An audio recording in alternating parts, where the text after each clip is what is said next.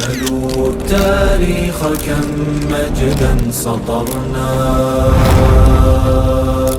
على صفحاته وبه تغنى. الحمد لله کدسی یو سمینار کې و در اوایل جا دارد که از نهاد کلمات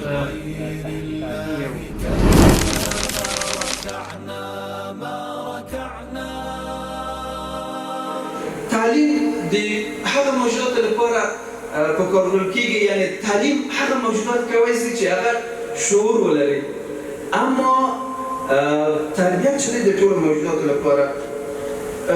دوم هدف تربیت گسترده تر از تعلیم است. در تعلیم تنها ما شما معلومات را انتقال میدیم، اما در تربیت علاوه از معلومات بیشتر ما اشاره کردم که ما به بود فردی یک کس هم توجه داریم، به بود اجتماعی یک کس هم توجه داریم، به وجود یک کسی، به بود جسمانی یک کسی هم توجه داریم، به تمام ابعاد متربی یا کسی را که تربیت میدیم ما توجه داریم.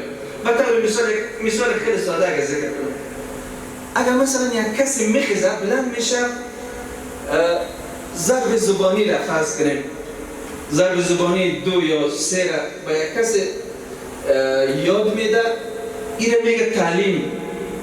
اما اگر یک کسی بلند میشه، یک کسی را شیوه کاربردی از را یاد میده، یا مثلا یک کسی را اخلاق، تربیت، انسانیت، احترام دیگه و دیگه یاد میده، آموزش میده، این را میگه تربیت. امیدوارم که مفهوم رسانده باشیم. خب به هر صورت سوال خونی است اینجا. قبلا استاد محترم دستای قبلا ما شما گفتیم که هر مکتب از خود اصول تربیتی دارد. هر مکتب از خود اصول تربیتی دارد. به خاطر از اینکه ما مثلا اصول تربیتی اسلام را بفهمیم، مهمی است که ما بریم به سراغ مکاتب دیگه، از یک مکتب را به طور نمونه ما اصول تربیتیش در اینجا مورد ملاحظه قرار بدیم و ببینیم که باز تفاوت اصول تربیتی اسلام چی است با دیگه مکاتب. یعنی این یک تا که از بحر نمونه آوردیم، تقریبا در اکثریت مکاتب غیر اسلامی یا ادیان غیر اسلامی اینمی اصول در نظر گرفته میشه. یکی از خوبی های دین مقدس اسلام ای است که برای ما شما قواعد عمومی، قواعد کلی، قواعد اساسی را شارع ترسیم کرده. الله متعال و پیامبر اکرم صلی الله علیه وسلم یا در کل بگوییم که شریعت اسلامی برای ما قواعد مهم را ترسیم کرده، مشخص کرده و ما شما را ملزم و پابند ساخته تا از پیروی کنیم. اما متاسفانه در دیگه مکاتب، در دیگه ادیان معمولا قواعد از طرف دانشمندا، فیلسوفا دیگه و دیگه وضع شده. ما شما دو قسم قوانین داریم، که قوانین آسمانی، که قوانین وضعی.